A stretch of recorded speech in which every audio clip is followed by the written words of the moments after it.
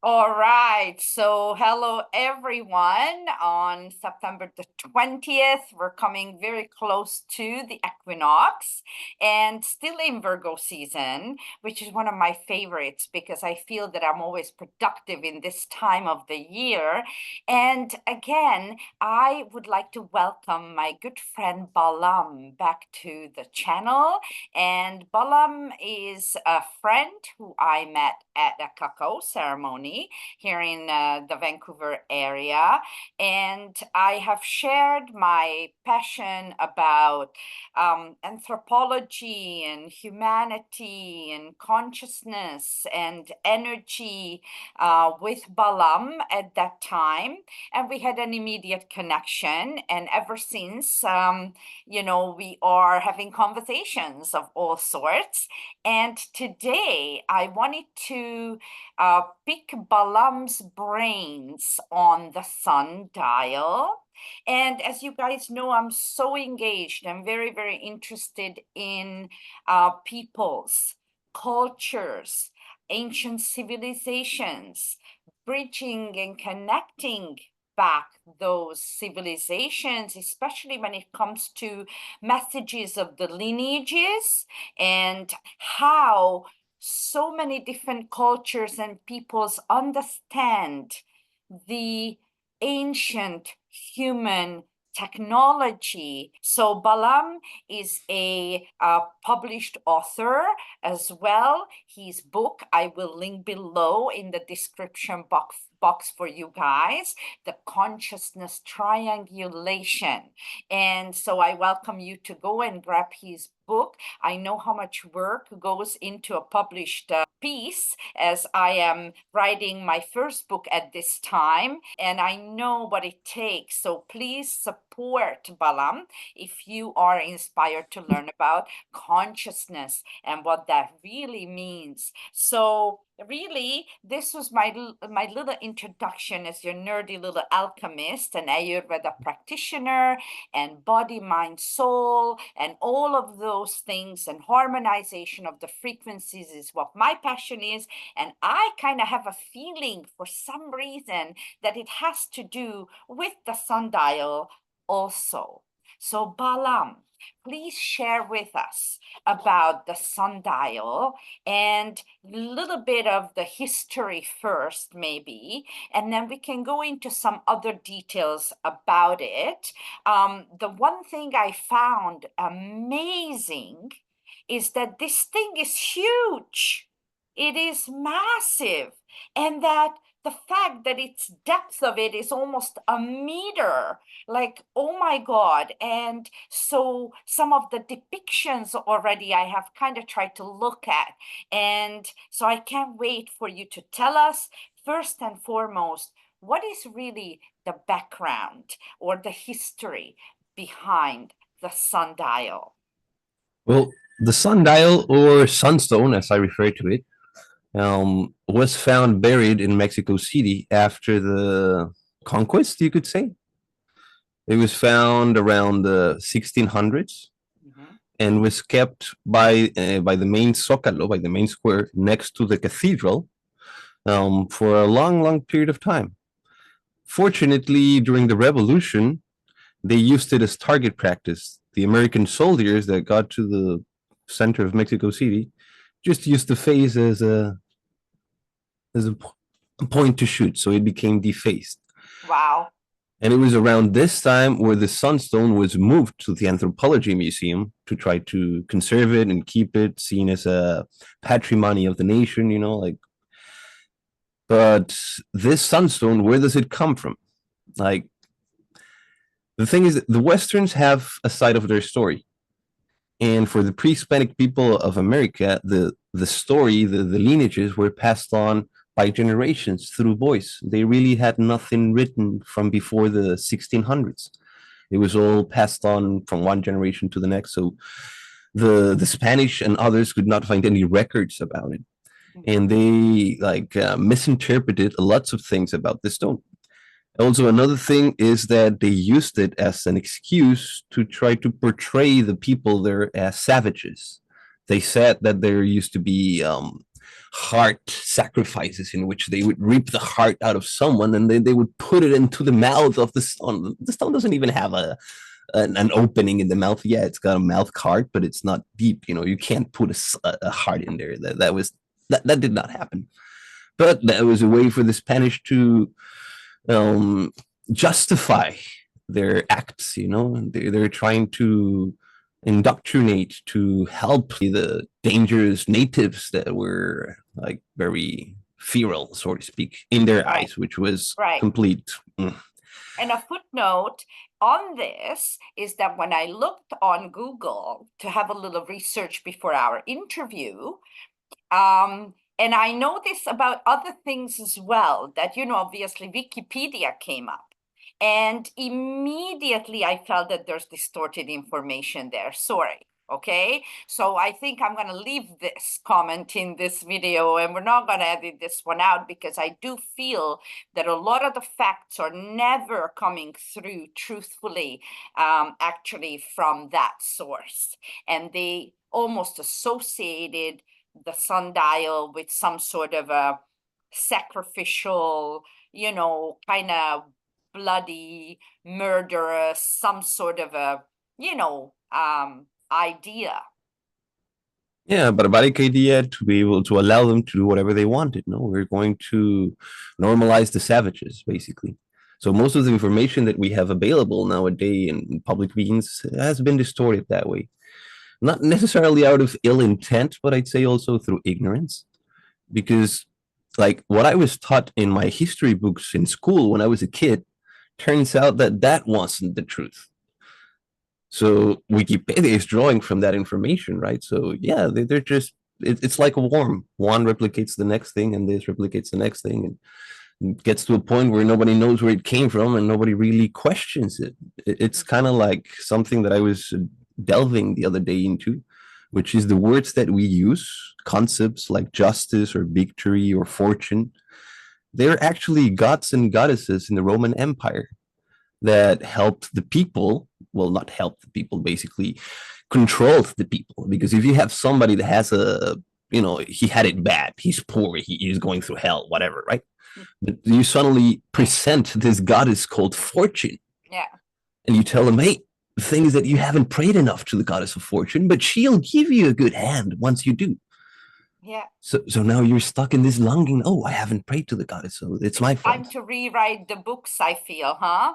Even in astrology, there has been conversations I caught the last couple of days where astrologers, very well-known ones, said that they need to actually find new language to talk about certain planetary energetics like Mars. Okay, which was there's a higher octave of expression even in that realm. So yeah, so I totally see that. Absolutely. Yeah. And the thing is that today we use those words, those concepts, without even questioning them. We accept the existence of fortune, this luck, whatever we want to call it, and then we rule ourselves by them. We're not looking at the goddesses of fortune. We're just looking at the concept of fortune. It narrowed down to that, and we don't question it. Same thing happened or happens to the pre-Hispanic history. So through time, it just gets lost and gets narrowed down into concepts that don't really align with what they were originally. Like the main thing that I argue between academics and others about the sunstone is that it's got this symbol at the very top. It's the symbol of reed or caña, carrizo. It's like a bamboo type of plant. And it's got 13 little balls around it. It's like an emblem at the very top. So the academics, they say that this is because the sunstone was finished in the year 13 reed. So they just plastered the seal there, like, okay, that's the date that it was finished, right? Under the of Axcayatl. He was the Tlatoani at the time. I was overseeing things, the ruler. But it goes a lot deeper than that, because once you start looking into the sunstone, you realize that everything in there has a meaning, and like a much deeper meaning, not just a date. Because then you look at the sunstone, at all the symbols, there's 20 symbols that they use to count the time. If you go to the number 13, guess which symbol is there? the reed. It's the same symbol that's up there. So I don't think it's a coincidence that they have 13 little balls around that symbol. And then if you go to the 13th position on the wheel, you found that same symbol. You find that same symbol. Wow. What does this stand for? They had a different view of how everything works. Like here in the Western world, we know about chakras, thanks to India and Buddhism.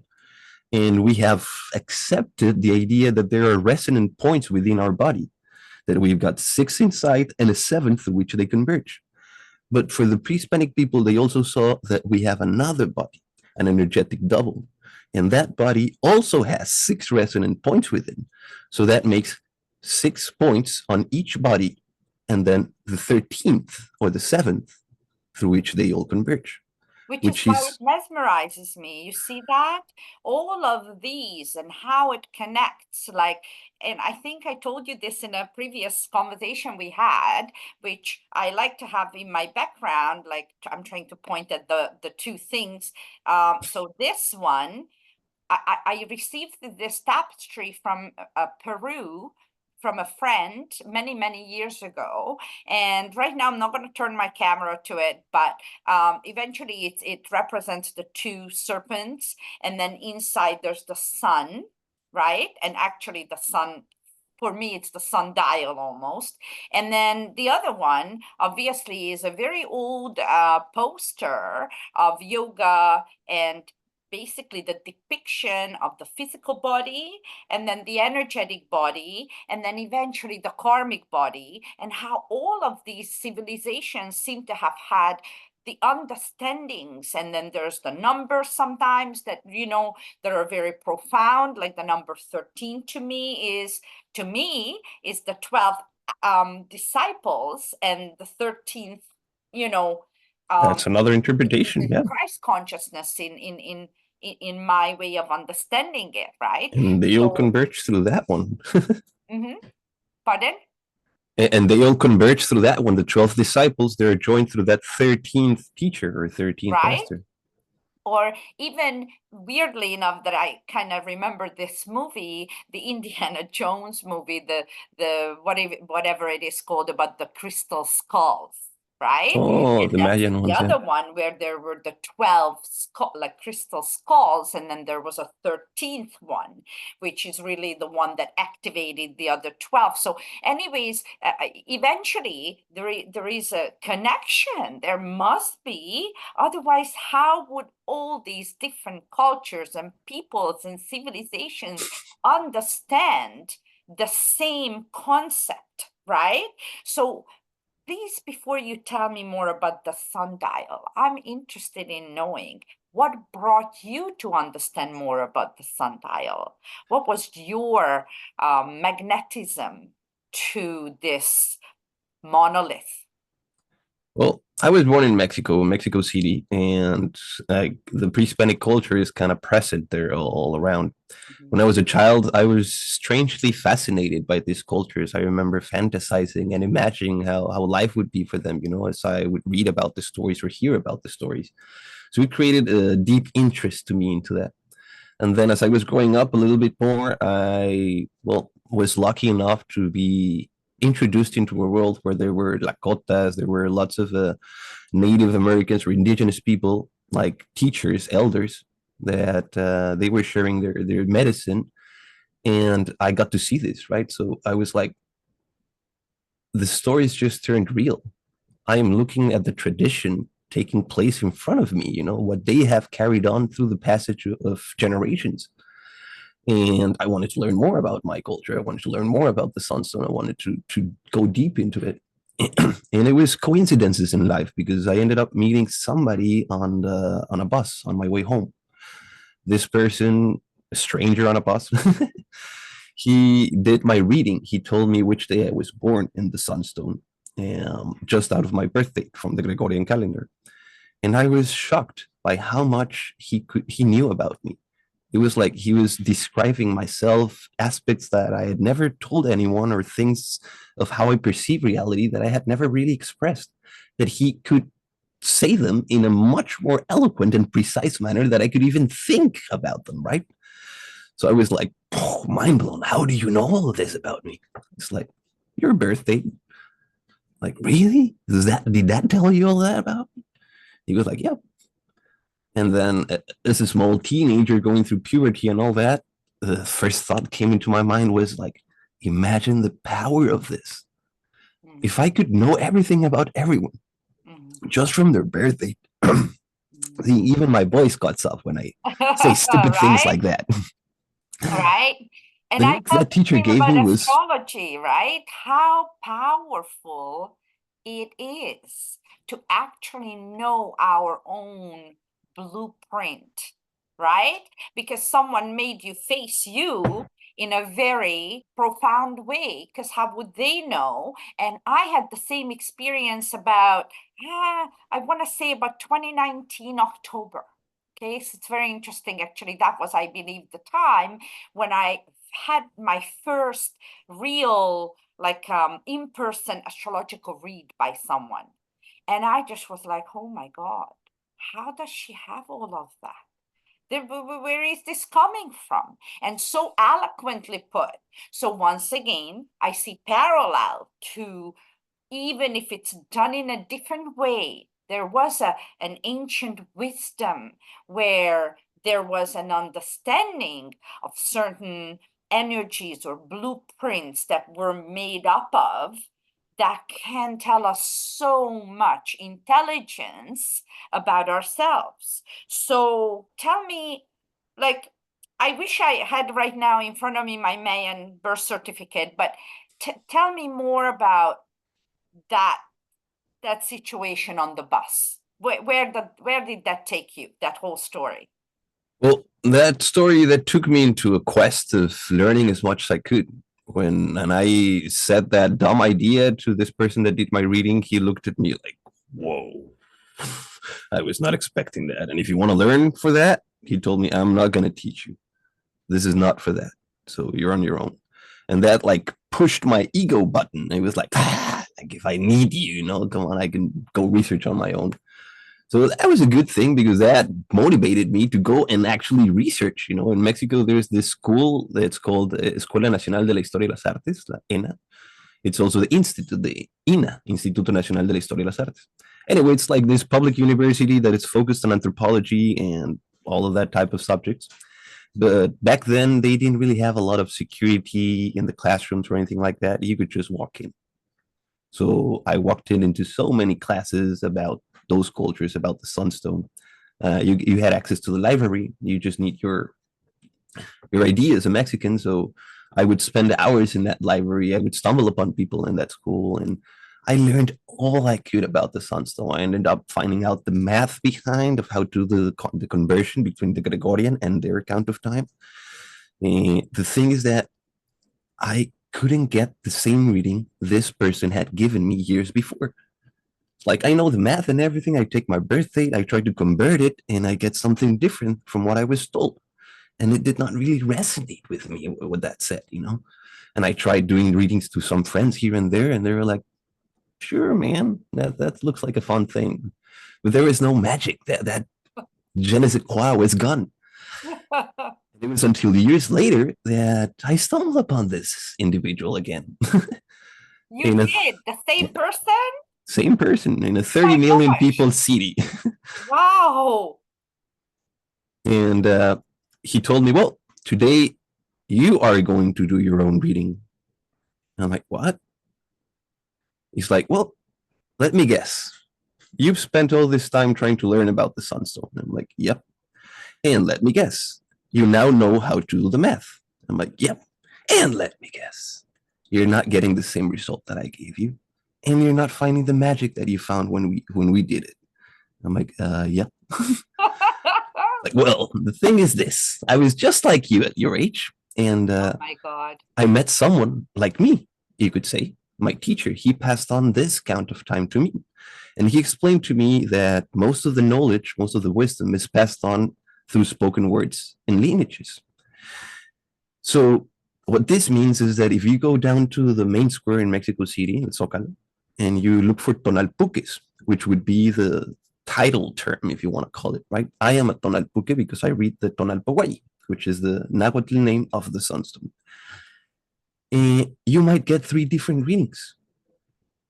because they are all using different counts of time. It's the same math, they're correlating them differently. Some of them correlate them from the lunar eclipses, sun eclipses. Others correlate them from historical dates, like a conquest or when an earthquake happened, or others correlate them to the counts that they were passed on from their teachers. Mhm. So everyone will have a different count normally. Every tonal book, every lineage will have a different count. Mhm. And he's like, what has worked for me is what my teacher gave me. Like, I went through the exact same thing you. I saw this magic that then I couldn't replicate because it was not there. It was my ego trying to. And finally, my teacher taught me about this, and he was willing to share the count of time with me. So I want to ask you two things. I'm like, okay. First thing is, do you still want to use this for your personal benefit? I'm like, no, I've outgrown my own stupidity, my ego in that sense. Like, I have no interest in that. Like, good, because you should never use it for that. And two, would you be willing to accept that you cannot put this down until you've done at least 52,000 readings? I'm like, whoa, that's a lot of readings. It's like, it comes along with the privilege. So the way that I saw it was like, I'll be doing this until the day I die. Wow. So he shared his count of time and he told me, now do your reading. And turns out that I was almost exactly what he had said before. But when I realized it, he told me, well, let's say I just played a little magic on you. I'm like, what do you mean? I told you what you needed to hear in order for you to get to this point. Now you can see what you truly are. And that blew my mind again. So from that day onwards, I started sharing it and doing it. And I'm pretty sure I haven't gotten to 52,000 readings yet, but I'm sure that I'm above the 10,000. Wow. Well, so I also would I've got this thought where I'm thinking that my perception, my level of consciousness, that looking glass does matter, right? So this wise man perhaps understood that you were not at the level of consciousness to understand more until such time that you've done some right digging and research, and then we need to what I call coherence. We have to pull it down, we have to make it vertical, we have to really integrate something. So we have knowledge now, but we will convert it to knowing. And then when we get to that plateau, then we can absorb more information again and go on to a higher level of perception, maybe, right? Does this make sense of what I'm trying I to say? completely agree. Yeah. Right? Like I felt this very same way. I was mesmerized. I was mesmerized by the planets. And then I've noted that people who did not know astrology or did not care about astrology at all, the things that have happened to them in their lives, I recognize that to be a certain energetics at certain times of certain, planetary Cycles. transits and such. So I started to figure, I'm like, this has to be somehow, there is a system.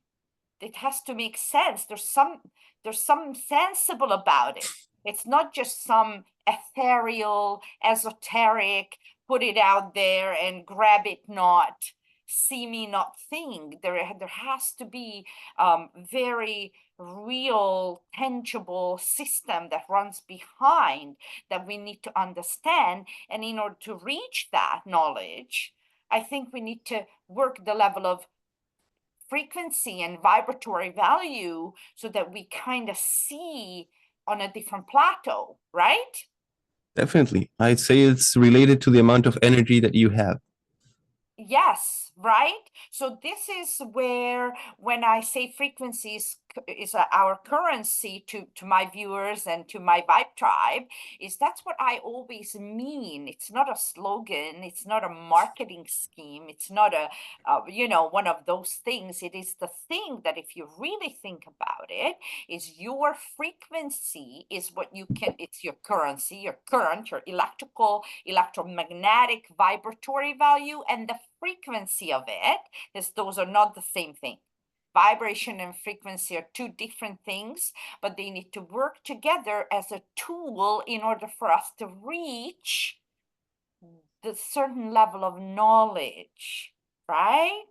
I think Adam and Eve's story was about this too. They reached for the knowledge without actually converting it to knowing or understanding or integration. And so they just thought they can have knowledge, but they didn't know what to do with it. So okay, so without any further ado, I'm super interested in hearing more. Should we show our viewers the actual dial, Balam? Sure, I have a photograph right here that I did years ago, vectorizing it. Okay, I I don't will know. make you the host now, okay? Okay, I think I have done it. And see if you you can have. share on the screen. Yeah, I'm gonna try to share on my screen here to the left so that I don't take you away from me, but share screen, screen one. Share. Perfect. I love it. What Let's do you see. see? Okay, oh my, I love this. You see that black and white? Very well. Super good depiction, Balam, that you chose here for us to see. So go at it. Give us first like the main frame. You know what I mean? The main frame of things, like, and then the numbers as well, like you've explained at the beginning of our interview about the number 13 and all of that. So if you could maybe show, like I said, the main frame first, and then we'll go get into the details. While you're trying to get that right, because I think you tried to zoom in there, right? I'm there, I'm there. I read that there were 4 previous suns somewhere, and then they were called the 4 jaguar, which is really interesting because to me, you are the jaguar of my energetic space for sure, as we're referring to you as a jaguar, between the two of us and me, the bear, which is interesting because my name means bear. But anyways, I read the 4 jaguar, the 4 wind, the 4 rain, and the 4 water. So we can talk about those later too. But I was very mesmerized by those eras, how they depicted different natural disasters ending certain eras as Yep. well. Well, I'd like to start from the center. This face, the main center of it, actually encodes that 13 number once again and represents the resonant points that we have within. And in Hinduism and Buddhism, they call them chakras, but over here they also recognize them and they call them cuellos. Show me the 13 chakras, please. Like, where do you see, basically, where do I see them? The idea of this is if you were to cover half of this face, like draw a line straight through the middle and just cover the left side or the right side, whichever side you want. And we look at the ornaments that the sunstone, the face has. The necklace that's underneath, I don't know if you can see my mouse pointing to it. Yep. Yeah. This ball, this little thingy, and this little thingy over here, they were made out of jade. There's actually, let me show a color version of this too. Oh, wow. Amazing. And you can see what you mean. That the necklace is made out of jade, the same way as the earrings and as the nose piece and as the headband, this ornaments that it's got up here. So what I'm getting at with this is, if we start counting, we've got 3 resonant points, 3 lower chakras, which would be the root chakra, the sacrum, and the solar plexus, which is like the middle point, so to speak. These are representing these 3 lower chakras. And then you got 3 upper chakras, which are represented by the earring, this side of the noseband, and one part of the head ornament, which are the three upper chakras. You could say the heart, the throat, and the third eye. They all converge through the 13th or the 7th position, which is the center, the very center, this thing that he has got in the center of his forehead. So that means 6 resonant points on one side and 6 resonant points on the other, and the 13th through which they all converge. And there's actually a coding of this into the colors of it when it was used with colors. If you look into the tongue, it's kind of bad resolution here, but you can see that it's got teeth Go back here. out one. Okay, good. We got it. It's got teeth here, and it's got this little like yellow thing that envelops these teeth that are coming over here. And there's also this other symbol down here that's like a circle and has like a little blue crest over here. So let's look at that symbol in more detail over here. You can see the tongue has this crest that has a certain amount of bulges, of bumps. And this thing that envelops the teeth envelops a certain amount of teeth. We got 1, 2, 3, 4, 5, 6, 7 parts that are yellow. And then we got 1, 2, 3, 4, 5, 6 parts that are blue. If you mix 6 parts yellow, 6 parts blue with 7 parts yellow, you will get the shade of green of jade. Wow. Which is 13 points of that green. So there was a little code encoded into the colors of it for those who could see it or find it, making reference to those 13 resonant points within the body. And now, why jade? What's so important about jade? What is so peculiar about it? The thing about jade is that jade resonates with what nowadays we call the Schumann resonance. That's 7.8 cycles per second. That varies often, but it's around that range normally. The thing about jade is that it, like a drum, so to speak, it pulsates along with these cycles. So jade is like emitting bursts of energy, almost like a heart. It's beating like a heart. So they used it to represent those resonant points, which are points that are creating waves, right? So that's the beauty about jade. They use jade several times in other symbols, like this symbol's over here, this little like star thing. I'll put it in color so that you can see it better. These little star-shaped thingies, they were made out of plates of jade too. They were called quincunces. And they were like spraying the energy of everything around them. So in this case, they are containing the center. And all of this center, it's being resonated outwards through this plates of jade that eventually end up in feather tips. But that's another subject. Wow. So, it is absolutely mesmerizing right now, just because of the colors and how you've explained about the colors being all how many parts of this and how many parts of that, and that makes a green, which is the ever healing vibratory color in Ayurveda. We would recommend, and I would recommend to my clients, that if they really have a lot of kerfuffle going on in their energetic field and we want to actually ease them into some sort of a healing energetics, it would be the green color. And so I even often suggest that they get a green light bulb and just put it in a light or in a lamp for 15-20 minutes and just be like, subject yourself to that green light, because it's got this ever pulling back to the center. It corrects all imbalances in the way of light and the vibratory value of the color green. As you were saying, everything is frequency, and green is a frequency. It's a frequency of light. So that brings me to the other subject that you were mentioning about, and I'd like to call this systems. In Spanish, I call them patrones de flujo. I guess that would translate to flow patterns or patterns of flow, which is basically it's patterns that I've realized or stumbled upon throughout my life that repeat themselves over and over and over. Like sacred geometry plays a huge role into that. Yeah. In certain numbers as well, like this 13th, you stumble upon it everywhere, or the 6 towards 7.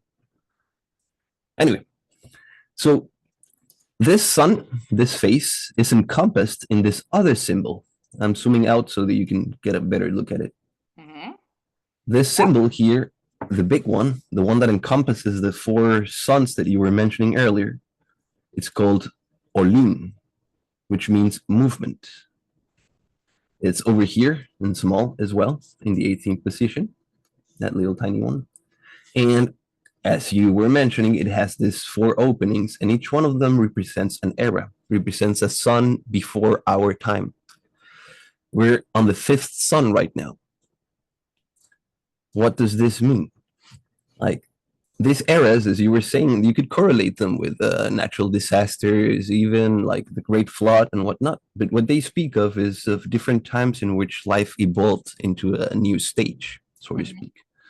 They speak at the beginning, everything was a storm. If we go to the wind, like the earth was forming in a way, everything was a constant storm, like there were no oceans, there nothing like that. And if you consider that energy is not created nor destroyed, it's just transformed, we were that storm. We were that energy going haywire in every other way. And it was a whole era of this until that storm settled and gave way to the new age. This new age would be the age of water. Okay, so now it's the water. So there would be, do you think that there would be a correlation to the four elements here and then to the fifth element at all? Just a question mark and a footnote? Definitely. You got air, you got water, you got fire, and you got earth. So good. So And when they're they all in said movement. 4 jaguar, 4 wind, 4 rain, and 4 water, and the rain here actually is referring to the fire, I think, as there was fire rained over. So there would be water, fire, air, and earth energy, right? And the fifth element, which is one of my other favorite movies, by the way, I just have to bring the parallel to the fifth element, is that's what it was. She was the fifth element. She was the ether energy. She was what gave reason for the other 4 to exist. And as we can see, Aztec civilization, Ayurveda, and the ancient rishis all have had this understanding very well, as much as indigenous and native cultures. Definitely. Like here it's represented by solar energy. The Western world likes to romanticize that idea of the fifth element and present it as love. But love is that fire that burns in the heart. It's that solar energy. Once you get that solar energy from the root chakra all the way up into your heart, the heart turns on. And that allows you to transmute anything. That allows you to complete those other 4 elements, become that pivoting point, so to speak. So that is what this is telling us as well. It's the 4 elements around that fifth element, the 4 directions, the 4 seasons, the 4 is the 4 states of being. You're either ascending, you're either full, or you're descending, or you're empty. So we're constantly going through those 4 stages, which correlate perfectly with spring, summer, fall, winter. It's the cycle that goes over again. Inhale, retain, exhale, empty, repeat. Absolutely love it. Okay. The other thing is that the last sun, or the birth of the fifth sun, began around the time of the conquest. And the people, the wise men from this time, they knew that. And they did not want to fight. So there is a lot of misinformation out there about what exactly happened. And there was a Tlatoani that got his, Tlatlanis were governors, by the way, like the rulers, that got his feet burned, considered a traitor and whatnot for inviting the Spanish people all the way into the city. But it was because they were also lucid dreamers. That's what the other energy body is for. It's your dream body that they had finally developed. So if you realize that time is just a construct based on how our anchoring point is connecting to reality, and our chronological perception of time is dependent of this so that we can understand the curse of events, but realize that time is all happening in the very same instant. When you're outside your physical body, when you're in your dream body, you can see this. You can see how all timelines converge. It's all happening in the very same instant, and you can diverge. Like you can go where you want depending on where you focus your attention. So Exactly. They right? saw that this was going to happen, and they saw that they had two choices. They could fight. They were a warrior race. They knew how to fight. Even the Tlaxcaltecas ended up being taken over to Europe and working for the Spanish crown and killing people and whatnot because they were so fierce warriors that they were hired, basically. But the thing is, Cuauhtemoc, he realized this, and he's like, I don't want to shed the blood of my people. There's no point. This change is coming. The white people are coming over here, and there's nothing we can do to stop it. So he decided to go the easier way. Let's invite them. Let's try to make this a peaceful transition, even though we're going to get wiped out eventually. But they were also, care to mention, the Aztecs, the Mexica, and the Tolteca are three different cultures that are normally referred to as one. And I want to dispel a little bit of misinformation about that. The Aztecas, they came from Aztlan. Aztlan was a land up to the north of what's now known Mexico, somewhere around California, around that side of the United States. Yeah. And they left that land in search for their promised land. That's why they ended up in Tenochtitlan in Mexico, or how they founded that city as well, which actually they found an ancient city and built on top of it. But Mexica means two things. Means the follower of the sun, but also means those who feed themselves with the weeds. And by the weeds, like those weeds growing around here and there, because they were actually not very liked when they started their walking down from Aztlan towards the promised land. Imagine this culture that suddenly pops up around your tribe, and it's a huge population. You don't want it there. They're going to eat up all of your resources. They're going to screw up your land. You can't hold them there. So they were rejected everywhere they went. Nobody wanted them. Like, you go elsewhere, you go feed off the weeds. We don't care. So they became the followers of the sun and ended up settling in the middle of this swampland, a land that nobody else wanted. Yeah. And then they realized that there was a temple and a city built underneath that swamp that just keeps on sinking. So they were able to build upon that. They're also one of the first hydroponic systems developed by mankind, or record in history, because they built these floating devices that could be on the swampland and would allow the plants to grow on this like raft, but they would allow the roots to go into the water. They were called the chinampas. So they could grow stuff where there was no land. They could grow it on top of water. And that's what allowed them to start gaining power and be able to settle there. But the thing is that the term Azteca, they stopped using it the moment that they left Aztlan, or they would stop to be called that way, Aztecas. They became the Mexicas, which is later where the name Mexico comes from.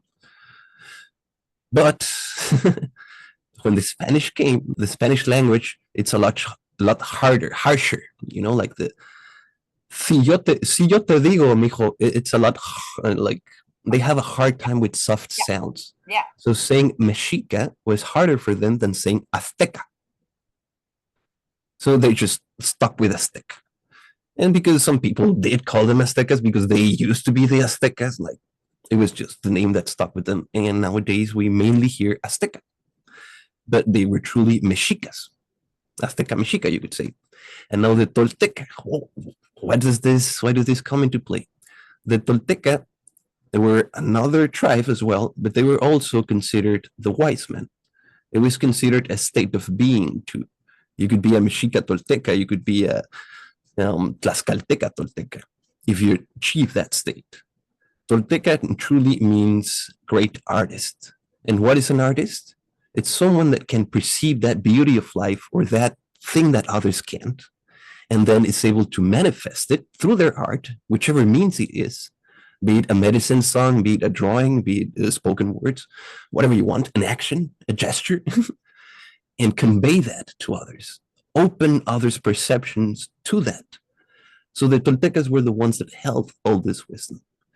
And that's why this sunstone is considered Mexica Toltec, because it was in reality Tolteca wisdom that was built by the Mexicas. But in reality, I would say its origins would be Toltec. It's kind of similar to the Lakotas nowadays over here, well, back in the day as well, right? Like all of the tribes, no matter which one you go, they all have elders, they all have rituals, they all have tradition, and they all have a really profound knowledge.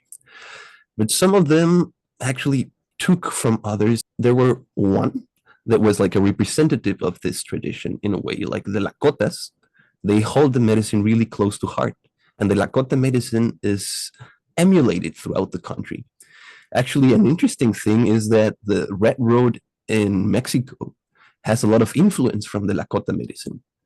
Like that's where they learned how to do some of these rituals, like the sun dance. And I'm probably gonna get a lot of opinions, mixed opinions about this, right? Once again, because it's messing with the roots of tradition. And if you tell somebody you took your tradition from over here, then people think that it loses its worth. But I'd say it's more about these patterns that we were talking before. If you're able to connect to the source, take away all the filters of the mind, of the ego, and just perceive how things flow, you recognize certain patterns. And then you start emulating those patterns. And it's about that. It's not about who's right or who found it first or who realized it first. Those are just bragging rights, you know. That's what the medicine wheel, this wheel that has the four colors around it, stands for as well. It's the four directions, it's the four elements, but it's also four races. You got the white race, you got the black race, you got the red race, and you got the yellow race. Basically, all the human races around the world. And now we've gotten to the point that all of this wisdom and knowledge should not be kept hermetically sealed in certain tribes or another.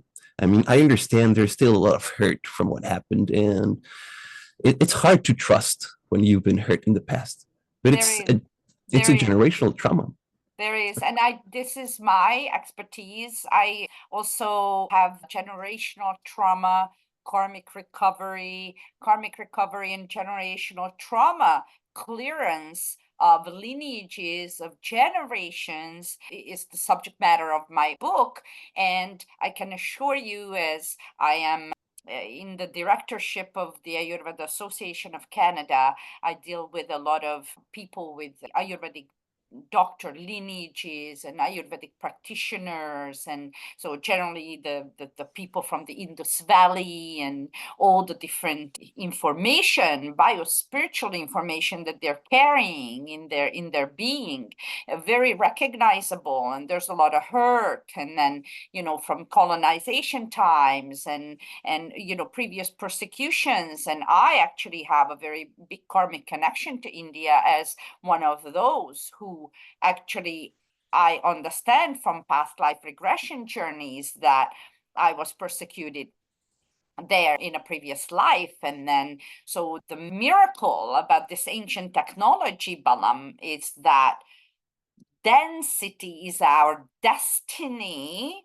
So there is the frequency we have got to work so that we can actually see these different timelines of our stories, as well as there's different dimensions. And so those are perceptions, those are a different level of consciousness, of understandings, so that when we can move the two together, and we can actually have these different energetic portals that we're going through, as well as we're working with the frequency, then we can keep pumping this Merkaba, this light vessel of energetics. And it's a vessel because it's a vehicle, because it's taking us from one place to the next and to the next. So we're constantly evolving.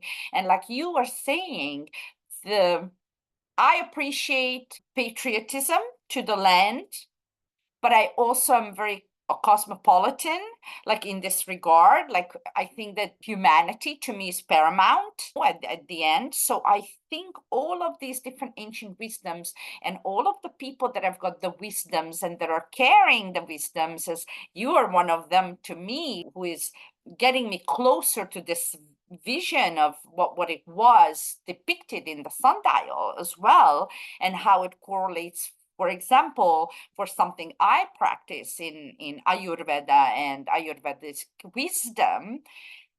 This is really where we're at. We're clearing generational trauma. We're clearing it no matter what end of it we used to be, maybe in a previous life. You know what I mean? Where were we in our previous lives in these pictures? All of those timelines are collapsing right now, or coming into one, coming into a big understanding, I think, in the collective consciousness as we speak. So these are very exciting times to live in. Yeah, also very intense times because everything's changing, and that means that there is no true foundation to which to stand on, right? Like it's like an anthill that's been destroyed. The ants need to create a new anthill, but in the meantime, it's kind of a little bit of chaos, and that It is. chaos might increase until the point that we all realize, right? We call it the kite without a string.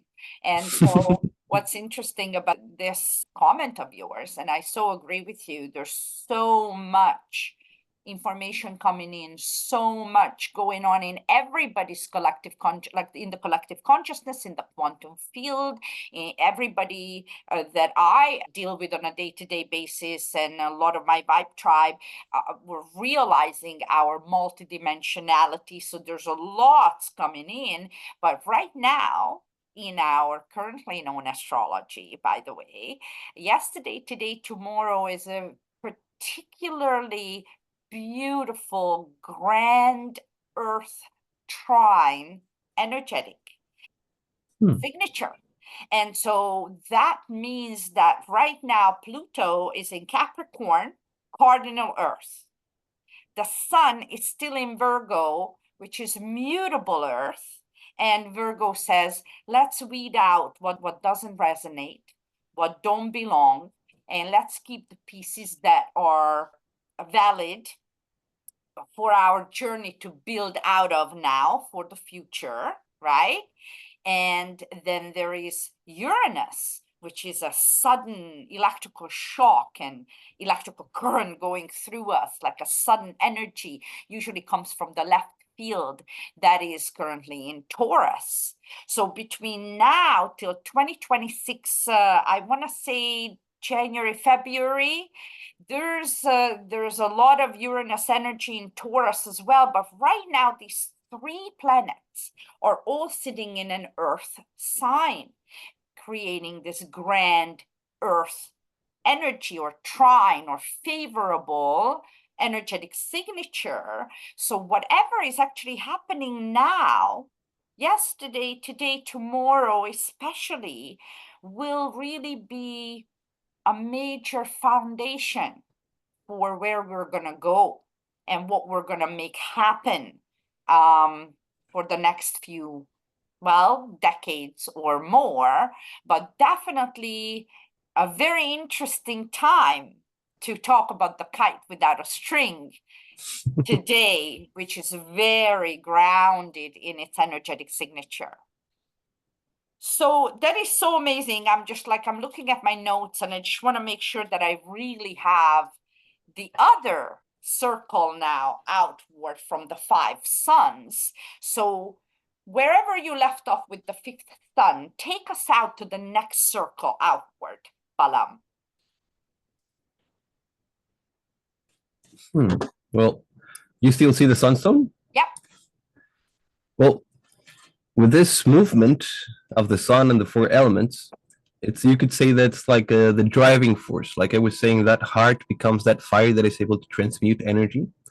And as we go out, you got 20 glyphs or 20 symbols. Well, this band of symbols around it, I like to see them as rays of the sun, like sunbeams.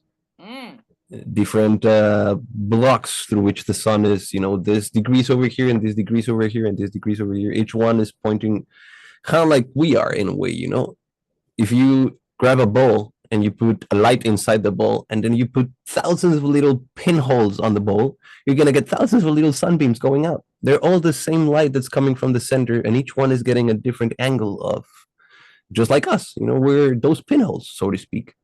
So this 20 symbols, they kind of encompass what the Tolteca Mexica realized were representations of these flow patterns, which is one thing that I want to also make clear.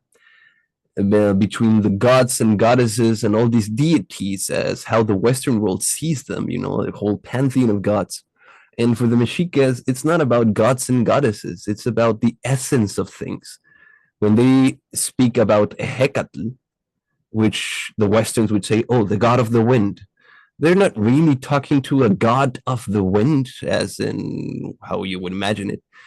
Hecatl would be the phonetical expression that resonates with what they realized was the essence of the wind. So by saying Hecatl, that sound resonates with that essence of the wind. So they were able to call the wind, so to speak. And that's why you end up finding similarities between the names of deities of ancient cultures and non-deities. Like on the very first symbol of the sunstone, it's Xipaktli. Xipaktli represents the first ray of the sun, the beginning of everything. It also represents a really ancient or old reptile. Like some speak in the Mayan tradition about that we are in the shell of a turtle. In this case, they see it as a crocodile or as a caiman or like a really old reptile, they would say. But it does represent that first ray of the sun, let's say in your house or your teepee or wherever you live, where the sun goes in for the first time of the day and touches, that is a sacred spot, the sacred spot. And that spot's called Shipakli as well. What I find interesting is that if we go to the other side of the world, to India, and we look for words that are similar to that, you find Shiva, which uses exactly the same vowels. And if you consider that the pre-Hispanic people did not have a V sound, there's no V as in victory or B as in boy, there's not a single word that has B in it. They are more like, they have different types of sounds. So Shiva, it's the same thing. And Shiva is representing that first ray of the sun, that beginning of life, that where everything gets ignited.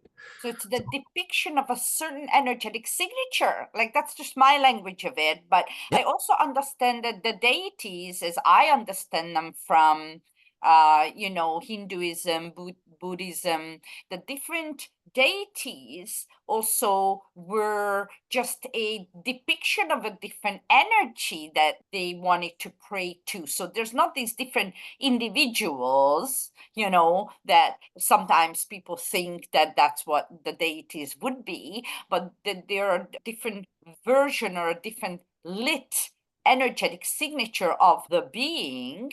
So there was the word mother they brought as a parallel. So I could call the mother the loving energetic mother, but I could also call her as my nurturer, or I could also call her my guide, or I could call her. So these different energies that the one mother would depict in the different lights of expression itself, if that makes sense. Do I make sense? That makes complete sense. Yeah. Okay, so thank you. So just want to kind of make it sense for myself as well, and hopefully for the viewers as well. Okay, so go on. Totally, I agree. It's just that in the Western world, we're taught that God is a guy sitting in his throne up in the clouds, right? Or the Olympus. I recently saw a series on Netflix called Chaos. No promotion, by the way. I didn't like it that much. In which they portray the whole family from Greek gods and whatever, like Zeus and whatnot, and they portray them as this like millionaire, narcissistic, not nice people that are just playing with mankind, but they live in this mansion up in the clouds. Yeah. It's like, yeah, okay. Yeah. So they keep on pushing this idea and like making gods and goddesses as what the Western world sees. But as you say, it's just manifestations of energies. And if we just look at them from this neutral perspective, you realize how much they all correlate in between each other, and that's why you got the same gods and goddesses from different cultures referring to the same things. Makes, and this is where I feel I'm a game changer, a wave creator, definitely the troublemaker of that I want to say there's a paradigm shift that's clearly happening, by the way. So it is not just my perspective, but I do see that there's a paradigm shift, and we're all coming to different understandings now about ourselves. And one of the tools, you guys, to remember is the frequency that's going to help you, as well as, so your density matters. It matters how dense your body, your mind, your karmic body is. So there are so many tools to actually work those fields, but also to go through the energetic portals, to gain different perspectives, different understandings. So those also will help you to move in this Merkaba of light understandings about ourselves, about humanity, and about the oneness at the end in the collective consciousness. Okay, so this is so awesome. I think we're doing a great job of bringing together these different understandings, Balam, which was one of my goals when I called you in with the sundial. I really wanted to understand more, and this is really helping me to see all these different depictions. So the 20. Okay, tell me about then the 20. I love the first one, how you described it, the first ray of light coming through the house, for example, as one energy or a main fire energy, right? Yep, that's the beginning of that. These 20 symbols, you could divide them in blocks of 4, 5 blocks of 4, because once again we got the 4 elements and the 4 states of being. So if we correlate this to a baby being born, so to speak, you could say that Shipakli, it's the orgasm.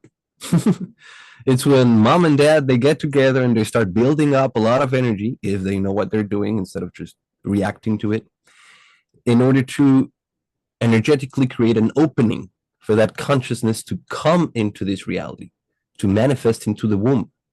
So this would be that act, it would be that explosion of light, that first spark. Then we've got a Hecate, the wind, as I was saying before. So there was conception, the spark. Yep. Okay. So I just want to say, from my perspective of Ayurveda, that would be the constitution.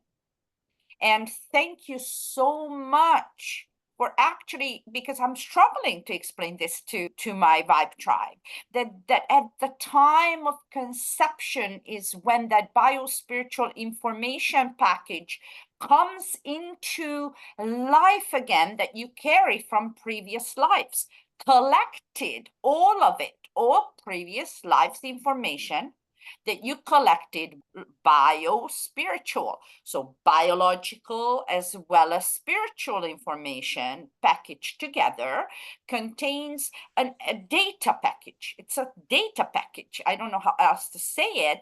And it gets strung up on along the spine and on the chakra system.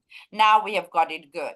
So at that very point in time, it matters how the mother felt, how the father felt, how exactly in that moment that conception took place. So let's say, for maybe a morbid example, but if that conception did not happen under harmonious circumstances, okay, your energy field is going to be disrupted. That information data package will end up in the embryo, literally. So at conception, we're not born yet, right? So we haven't gone to the birth chart, we haven't gone to astrology, we haven't gone to understanding our birth chart from even the Aztec perspective. We just have the conception, we've got the initial spark. Okay, so then let's continue. What happens after the spark? So I wanted to mention really quick just that it basically defines your energetic configuration, as you're saying. Like, if you're the result of a drunken encounter that they were both like half asleep and not really into it, whatever, that's how your energy is going to be, right? You're going to be kind of lazy. You're not going to have a lot of drive. That's right. But as of opposed, if the parents realize that what they're doing is alchemy and they're able to increase and time both energies to explode at the very same time with love, with a pure like intention, right, not with now, lust I or even with got the goosebumps, because that's exactly where the 4 elements and then ether, the 5th element, the 5 elements are going to go into that energetic signature in a very particular set of percentages that will bring then an understanding of your physical body and what you bring with you, Then your energetic body, your emotional mental space, your what we call the emotional body, or we also call it the mind. And then also the outer layer will be the karmic body, or also is called the causal body. Why? Because it's a cause effect, right? So whatever is being caused will be in this information package that's laid into the embryo at the time of conception. If we get that, that's a default system, actually, and that is what we call in Ayurveda our prakriti, which is almost, it means creation. It is creation. It's our power to create, definitely. Right? Right. And then going on the next one, that would represent consciousness, a Hecatl. Like that's where that embryo becomes aware of itself, that it's existing, not necessarily aware of where it is or its own body. It doesn't have a developed body yet, but consciousness becomes aware that it's being grown, basically. It's going into this body. So it basically represents realizing, like realization, or you realize something, you become aware of. The next step is Kali. Kali is the house. It's this little symbol to the left of it. The house, the temple, people often think of the house as the place where you're at, my structure around me. But if you think about it, this is your true house because it's housing your spirit, so to speak. You could call it your soul if you like, right? Different names, but it's housing your energy, your consciousness. Absolutely. So this represents the baby becoming aware that it's got a body. That's that baby kicking in the womb, It's like, yeah, I have a thing I can use and move and turn around and whatever. And then finally, they're born into this world, which would be Quetzalcoatl. Quetzalcoatl, it's the lizard. It's the ever transforming lizards. Quetzalcoatl, it's a reptile or the reptilian energy that has 4 points of equilibrium. It's 4 paws, and it's able to push itself up. Even in Spanish, we call that push up a lagartija. Really? Yeah, because we do the same thing a lizard is doing, those tiny little lizards. That is amazing. It represents that transformation. I see it equal as a baby crawling around and starting to transform, starting to recognize its environment after being born, starting to get up from the 4 pecs into the 2 pecs, walking around. It's all this path of transformation. Right, because now we transform into the physical body is born, like goes through the birth canal, both goes through the feminine mother portal that brings this new life into this form. First cry happens, right? That first sound. And at that point in time, we capture what I call another very important blueprint of ourselves. And this is the time when we were born, the exact minute down to the minute when we were born. That's a particular energetic signature at that moment. So now we've got our constitution, which we also call doshas, or our default system, or our creation, original. And then now we've got this form that just transformed into life, which at that time, there's another energetic blueprint. Now, in the sundial, Balam, where we are now at the lizard, is there any other kind of reading that you can do outward here for where the lizard is connected? Is there anything that the sundial would tell us about the birthing, the actual transformation at this juncture? Well, it's the ending of a cycle, the beginning of a new cycle. Like the thing with the sunstone is there is a lot of information in it, but it's also interpretative. There are no signs, they're only symbols. And a symbol is always open to interpretation, and it can be correlated with lots of things. Like, for example, Shipakli is fire, which is that chaos, that new situation that arises. Hecatl is realizing, is consciousness. It's not jumping straight into action through a reactive, impulsive state, but observing before you take action. The house is water. Water is that which descends. It's when you take that action, it's that willpower manifesting. And that leads us to the earth, that is equilibrium. And when you're back into an ordered state, that only opens up the possibility for chaos to manifest again because you're in order. So it's a cycle that never ends. That's the beginning of how we start upon this. Another thing that I'd like to mention that you were saying about this imprint that we get in the moment that we're born is with the counts of time that they have here, they have a count of time that is 260 days in length a year. It's made up by 20 months of 13 days. And these are kind of like houses, you could say. How they saw it is the month you're born represents your spirit or your essence. And the day that you're born in that month stamps you with like a vibrational frequency. Like you're going to be, boom, you're going to walk through this door. And that's going to define your virtues, your faults as well, you know, your weaknesses. But it's going to lay a path for you to work through life, basically like your mission. Why did you come here for? But it's not like it's being assigned by a God up there in the sky. The belief is actually that we choose which day to be born through. We can see the stars, the alignment of the stars, and say, okay, this is the day that I want to come through because this has the vibration that I need to work through what I need to work in this round around this. So we would actually choose which day we would come in, and that Our would higher define self our knows. higher self. Yeah.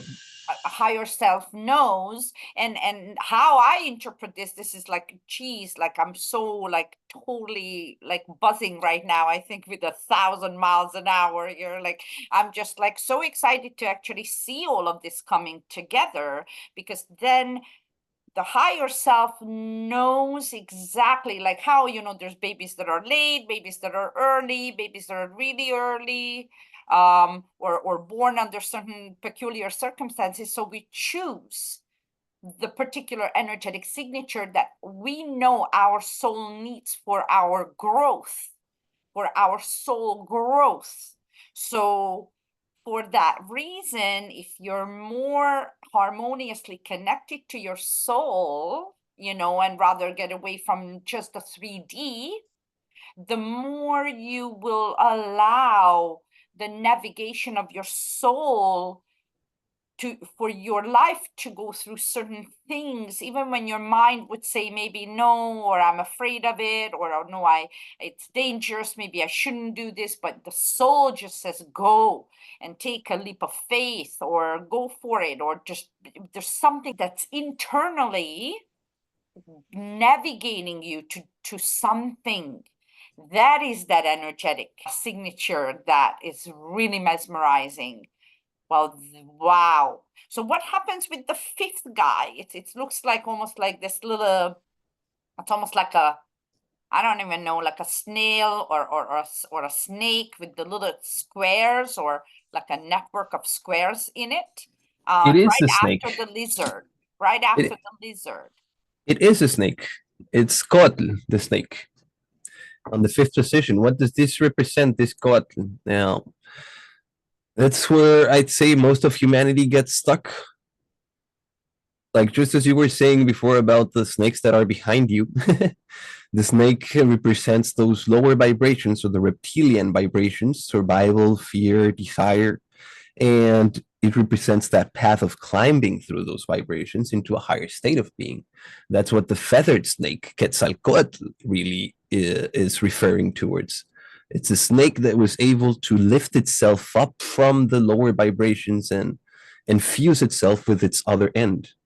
That's why you've always got bird-like representations of higher chakras, like the third eye, the eye of Horus, and whatnot. And you got more reptilian representations of the root chakra. Yeah. So Which Coatl, represents time and desire. In Ayurveda, we say that the serpents represented like time, the actual time, you know, I guess this timeline, and desire also. But I also have this understanding, which I shared with you in a previous conversation we had on my channel here, that the two serpents also are representing the two main nadis. So let's say maybe if I turn my camera a little bit here, then you'll see behind me that there's two main energetic lines that are going through the physical well, not the physical body, but the energetic body, like two main energetic vessels. You want to kind of relate them. One is the fire line and one is the water line. And the water line is on the left side running, and the fire line is on the right side running. And one is representing our feminine energetics, and the other, the fire, representing our masculine energetics, regardless of whether you're a woman or a man.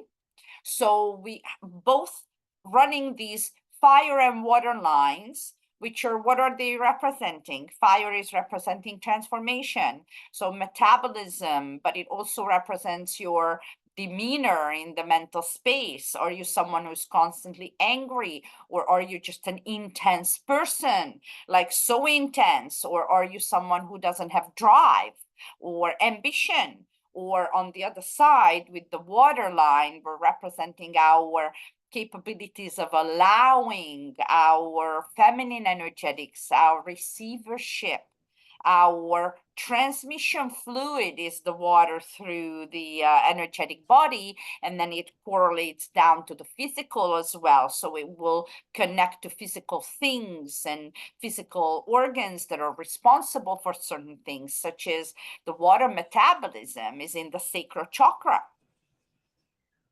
for example. And then when we work these two energetic lines, then, and they're in harmony, then the two serpents start rising from the center, from the root chakra upward. And rising means it goes up in level of consciousness, in level of understanding, ethereal level. The ethereal understanding, a different plateau you get to, where there's a more expanded field, where you have got more possibilities and probabilities. So I wanted to insert that there also at this point. So, okay, so this is super cool. And so tell me more about the snake. Most definitely. Like what you're referring to, actually, I totally agree. And I wanted to mention the way that I see it, the way they saw it, to put it simply, is if you don't have the energy, you won't see. What does that mean? You need to make an effort. And in what sense? People like to indulge into those desires, necessities, and whatnot in a way that keeps them stuck in a reactive cycle. Like, let's say somebody that is over sexually active, like they're draining their energy every time they're going into that state again, like when they're thinking about it, looking at other people like that, playing with themselves, and they're just constantly draining that energy that they need in order to realize, to see. So that's the play of how they've got us on this, you could say, imprisonment.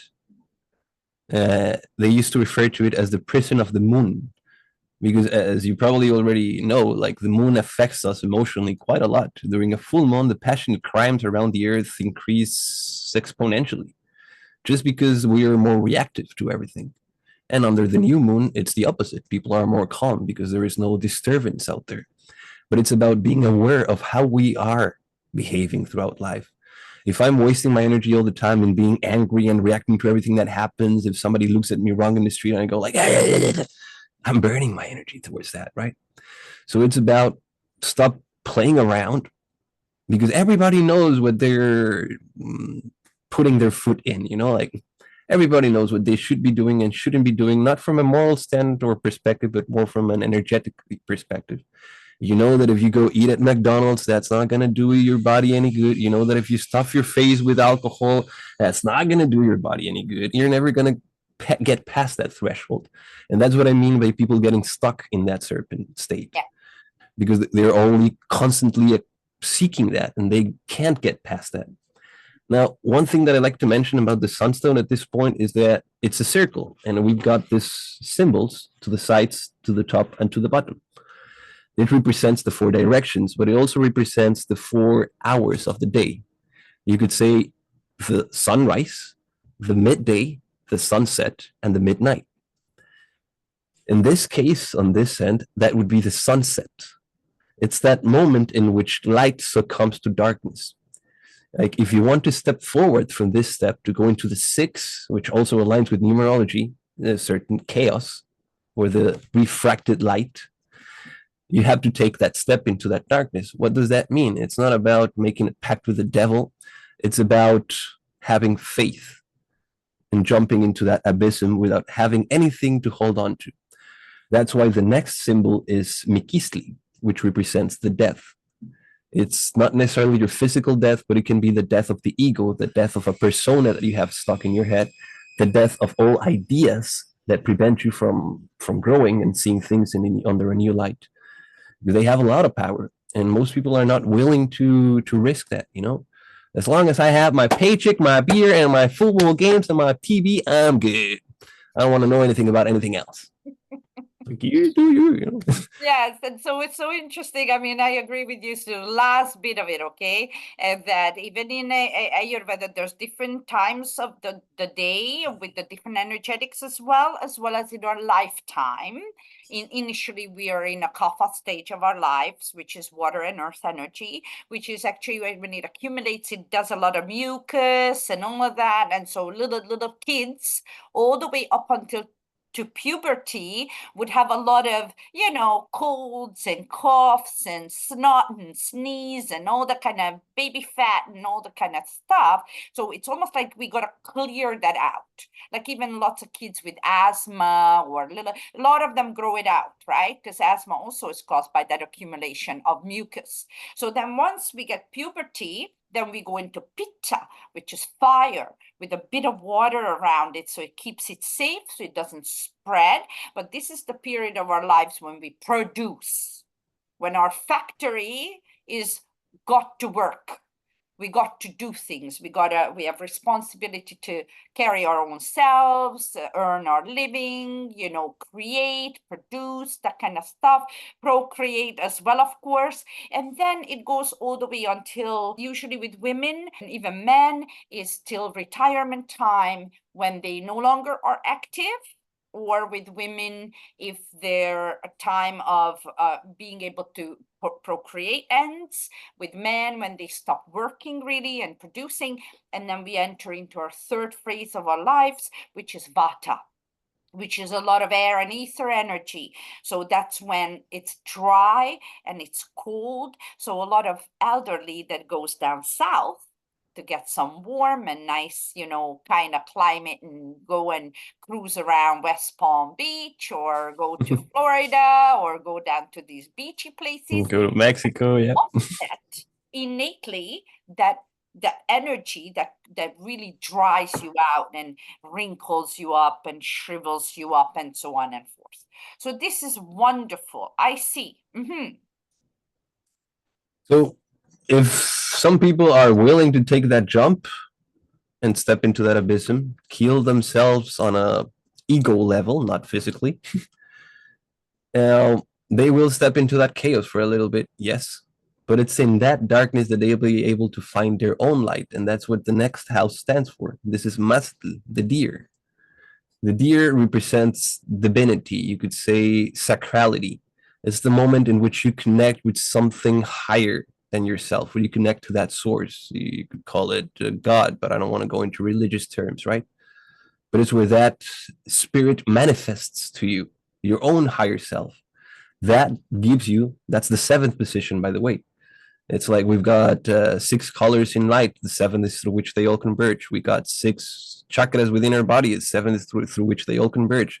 We got 6 resonant notes on a scale. The 7th is the key on they're in on. And even in numerology, right? We know 7, or for those of you who love the divination arts of tarot oracles, the number 7 is a very spiritual number. It's another cycle, right? The 7-year increments, and all of that. And so number 7, oh, super. So that gives us a connection with that sacrality, with that sacredness, which allows us the next step. The next step is Toshli on the 8th position, basically representing abundance, reproduction. Now we get to recreate what we were given. We had this out of world experience, and now we want to be able to do it again, like what most people stumble upon when they go through a medicine ceremony. They take the medicine and then they realize, like, whoa, is this all of this is real? And then the trick is do it on your own. Don't go and take more medicine. They've shown you the door. Now it's about accumulating enough energy so that you can step through that door on your own instead of taking a shot of medicine and doing so. So the Toshli, the rabbit here, represents that abundance. It's basically the universe providing you with everything that's needed, being setting, and whatever you need, be it people to teach you or whatever, so that you can exert that medicine in you. You can go through that healing process, which is the next house, the water. Water represents medicine. Water represents cleansing. I mean, we wash ourselves with water. We wash our houses with water. Some people wash their cars. I don't have one, but with water. It's all washed with water, right? Water cleanses. Water cleans everything. Like, we are also mainly made out of water. So water is a really present thing in us, and water takes the shape of any container that we put it in. It's also the 9th number here, so that's the end of the cycle. In reality, for me, numbers only exist from 0 to 9. That's right. Anything after that, it's combinations of them. So if you get the meanings of 0 to 1, then you see 11. Oh, that's why 11 is a portal. I get it now. And it's And also so on and so. self-realization, I think, number 9, right? Yep. It's the end of the journey. And for the water, you guys know I'm not even going to get going on that, or poor Balam will never have a word left. So we will take that to another video. But okay, so this is the number 9. Wonderful. So in this number, you apply that medicine on yourself. You heal those aspects that were preventing you from having that refined energy within you. Like if you're keen to get angry at everything. So this is healing that, if you're keen to being sexually driven, you're healing that, whatever it is. If you're depressive, you're healing that. And once you heal that, you get to the next stage, which is Itzcuintli. It's the dog. It's the establisher of medicines. This one's on the 10th position and at the very bottom of the sunstone. You could say at its darkest point, that's where you establish the medicine. What does this mean? You took a leap of faith by jumping into that abysm. Then you stumble upon that divine self. From that divine self, you got the tools to heal yourself. Then you actually did so. You cleansed yourself, you healed yourself, and then you can take that and define it into a technique so that then you can provide a service. If I went through a certain experience and I was able to heal myself from that, then I am granted the knowledge, the wisdom, the ability, and the experience to help others that are going through that same experience through that process. That is so amazing, Balam. So now I need to say that because water, we can program water through our system, but it's also we're responsible to put the best quality water, as that also permeates information to our system. So it works both ways in my view of all the water research that I've been doing the past decade. And that makes sense in my personal journey now as well, that where I am personally, like, learning from all of the sundial and all of this wisdom, is that now we're ready to perhaps get to a technique, teach some sort of wisdom, right? From a plateau where we can permeate light, is what I want to say, perhaps. Yeah. Resonate that frequency, definitely. So right now we've gone across the entire left side of or right side, because it's looking at us, left side of the image, right side of the sunstone. And it's the process from birth towards that point that most people get stuck, and the beginning of that path to grow internally, not just to grow physically, but to actually develop your own self. So when you get down here, you have the tools to provide service now, which is what this climb up all the way to the other side entails. This one is Osomatli. Osomatli represents the monkey. The monkey as in the dance of the monkey. The monkey is he who manifests. Sometimes you've seen as the dance of life. The monkey is creating this dance, is creating this movement, it's riling up everything. It's using that technique, that medicine, and giving service through it. Funny enough, if we start correlating with its opposites, so I'm going to zoom out a little bit. It's probably going to update in a few seconds. Good. No, we're good. The monkey on the 11th position goes straight across to Shipakli on the 1st position. It's a circle, ultimately. So that's why it's also a portal. Because once the one becomes aware of its origin, the zero, we all come from that nothingness, then you start that journey through that portal upwards. And how do you walk that journey? Well, through service. You give yourself, not expecting something in return, but you become part of that system that you were referring to earlier. And as we start climbing up, then we start dealing with that first spark of light that creates the dance of life.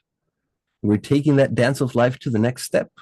The next step is Malinali. It's made out from the jaw of Mikistli, that symbol that's a skull.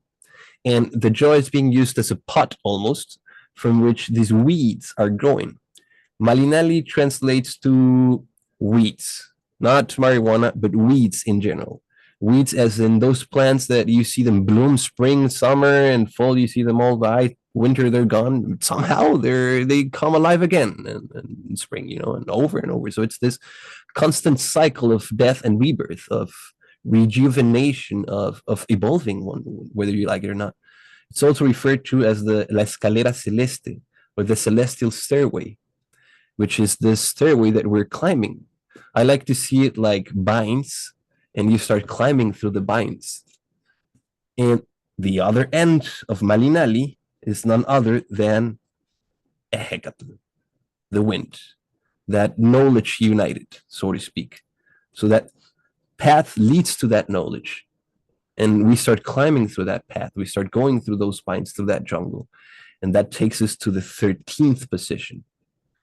13th position is Acatl, reed, or that bamboo-like plant that I was referring to. So these are the 13 balls that I was referring to, and the symbol Acatl in the very center, which is no coincidence that it's at the perfect middle center of the sunstone, dividing it in half.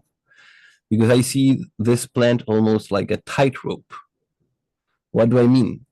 We went down this rabbit hole. We went into the abysm. We developed that medicine. We started providing service. And we've been exposed to both ends, the light and the darkness. So now it's light and darkness, right? Both extremes. For a moment. Why the number 13, is depicted such a number that people are so afraid of, and there's no number 13 on a floor like in some buildings? And what's with the 13? Why is it so distorted out there for some reason, I feel?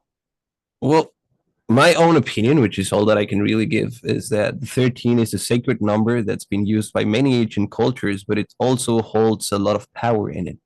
So all of this belief that the 13 is something bad is mainly a Western belief, superstitions from Western culture. That's why they would not put the 13th floor, or it's going to be Friday the 13th, which, by the way, I think it was not so long ago. Friday. Yeah, the other Friday was the 13th. Hollywood played a huge role in that. I mean, Jason and all that surely did influence people's mind. But I don't see anything wrong with that number. It's not an unlucky number. It's also not a lucky number. It's just a number that represents that balance between two sides. And that's maybe what that's Acatl why, is representing. Maybe that's why the belief that, because you said it's almost like equal light and darkness. Is that what you said? Yeah, it represents the balance of both. Like if you've experienced darkness and you've experienced light, Acatl would be realizing where the middle point is in between those two, because light will blind you the same way darkness will blind you. So it's not about following each extreme, but about keeping on that tightrope. That's why I refer to it as a tightrope. It also represents the staff of the leader.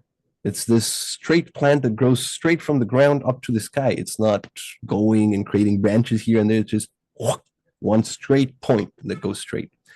So it's the staff of the leader, because people that act in this balance, they are followed, whether they like it or not. When other people see how they're acting, they will resonate with it and they'll start following them. They become leaders. That's why Acatl is such an important position. That's why I see it as a tightrope, because it's not just about becoming the leader, but it's about retaining that balance. And it's a battle. It's a battle every single day. It's not like, oh, I achieved it now, level done. What's next? No, it is a battle. Keep that effort. You keep that effort. It's a battle every single day of your life. Yeah. And that's what the jaguar represents. The jaguar is a warrior on the 14th position. The jaguar is retaining that balance of both sides. Jaguar is dotted in black, but at the same time, he's the color of the sun, orange and yellowish, but has always this white chest of the normal jaguar that we imagine, right? So it's representing a neutrality in the center of our beings, but also a duality, the light and the darkness. The jaguars are seen as the keepers of that in a way. They're the heart of the mountain, you could say. So it's that battle. It's that, we call it in Spanish, or I refer to it as acechar. In English, it would translate to stalking, but I don't mean stalking somebody as in a weird, creepy way. I mean stalking as in a term of hunting, in the sense of you will use your prey routines against it. Instead of going searching for a deer in the middle of the forest, you go to a stream. You look for the prints where the deer comes to drink water, and you find a place not downwind and wait for it. The deer will use its routines, go for the water, and you will use that to catch the deer. But this same thing can be applied to us.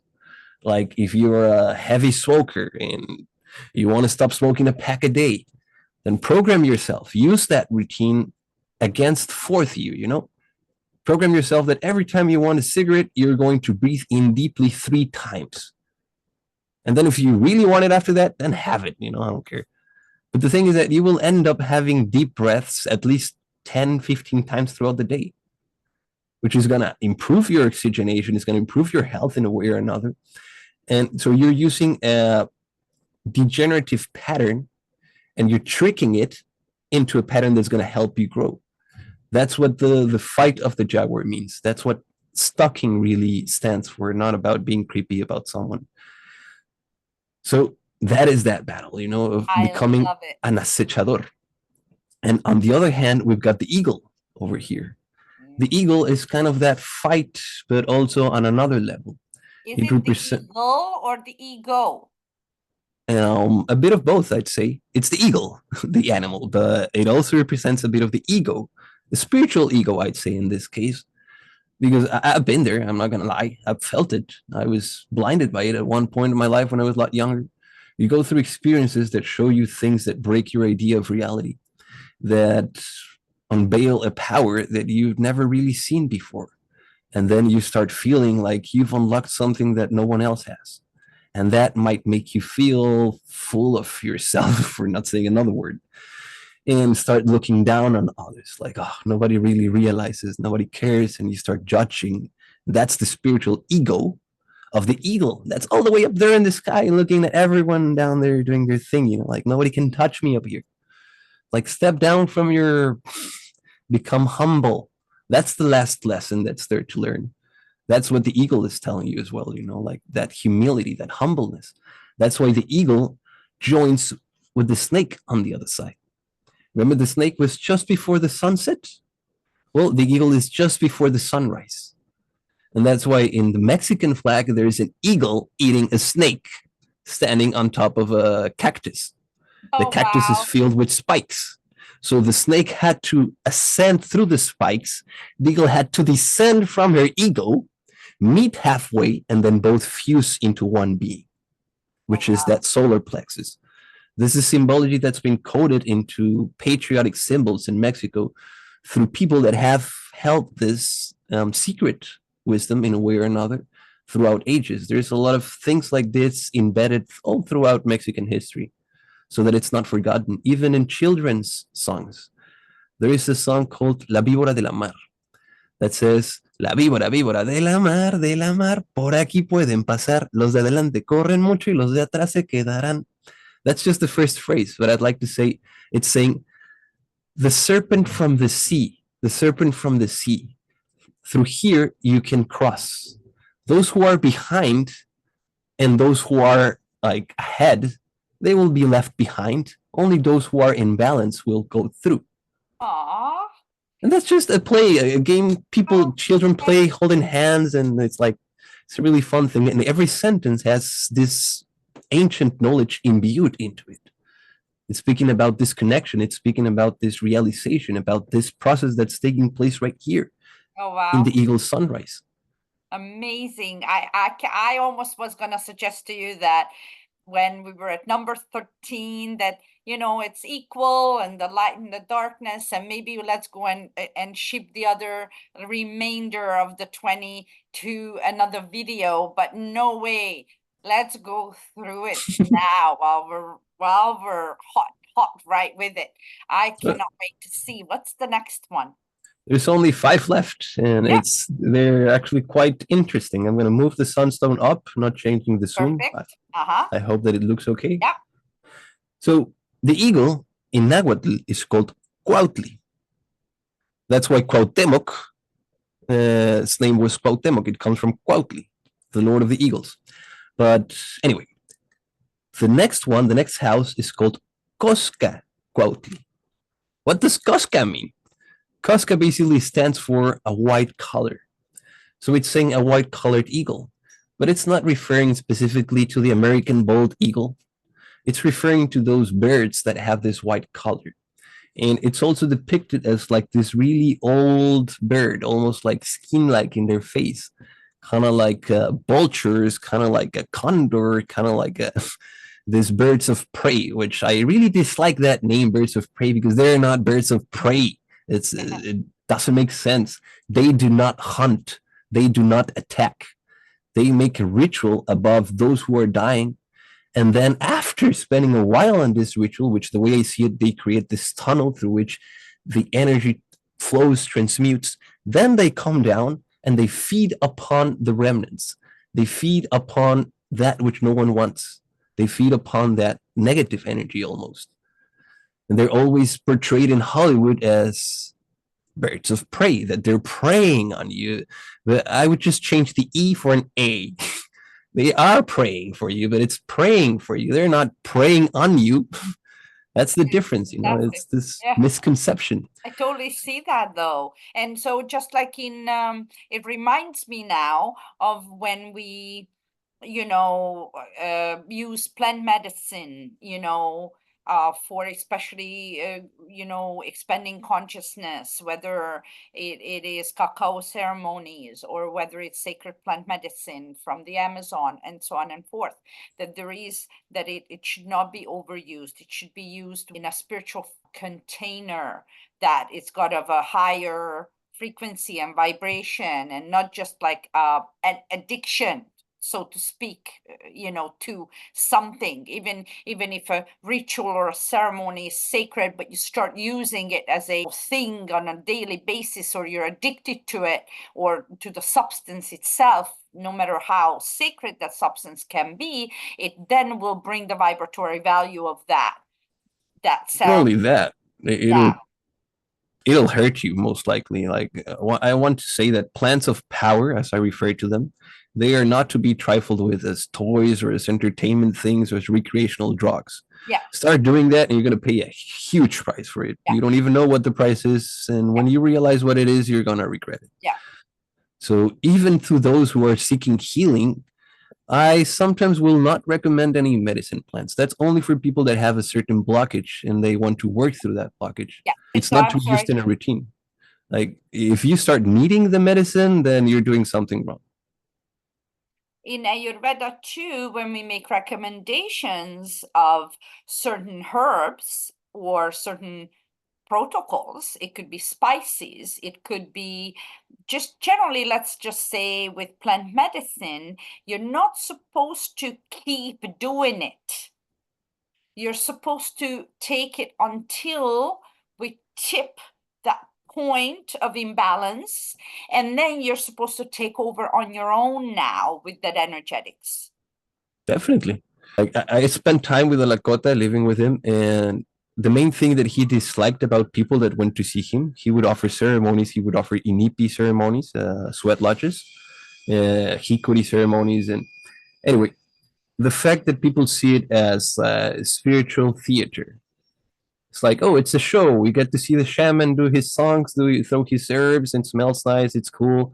I'm here for my cleansing. Oh yeah, I accept the cleansing. I want to be as clean as possible, but I can't wait for this to be over so that I can go have a steak because I'm really craving a burger right now or something. It's like, oh, what's the point of going through that if you're just going to throw it all away right after it? people are not really committed to that path. They see it as, once again, entertainment, and that's very dangerous with medicine plants. As you say, it should not be it should not be dependent. People should not become dependent of them. It's just to That's help right. you go through that That's right. point, and And then it's it's a up to your commercial discipline. packaging. It's a commercial packaging of an ancient wisdom or ancient ceremony or ancient ritual. Or I do see this quite a bit where people grab onto these kite without a string things, these very ethereal whatever, but it's not well grounded, it's not in a container, it's not solid, it's not on a solid foundation, and it's not vertical. And I believe that cosmology is also not going to allow the mockery of the sacredness. That's just what I'm going to say for short for today on this one. Okay, so let's hear the next one. Well, the next one is Olin on the 17th position. Remember this big symbol over here, the Nahui Olin that we're looking at? This is the tiny one. Olin basically represents an earthquake, a sudden burst of movement, the changing, the shifts of a cycle of a reality. It's the changing of something. Everything is shook to its foundation. So once you get over this sunrise with the eagle, you learn that humbleness, which is what the Coscacolti represents. Even though the condor is the biggest bird on earth, it's quite weak. It can't fight. If it tried to grab a cow by like attacking it, whatever, it would break its claws. It would break its beak. It's not made for that.